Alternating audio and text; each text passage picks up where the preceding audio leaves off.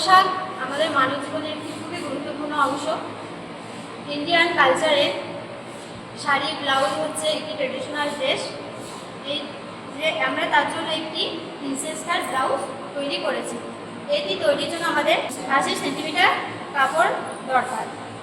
এটি তৈরি করতে আমাদের একদিন সময় লেগেছে। প্রিন্সেস কাট তৈরি এই ব্লাউজটি করার জন্য আমরা এর সৌন্দর্য আরেকটু বাড়ানোর জন্য আমরা কিছু লেস ব্যবহার করেছি। এই প্রিন্সেস কাট ব্লাউজটি করার জন্য আমরা দেখুন কিছু লাইনিং ব্যবহার করেছি।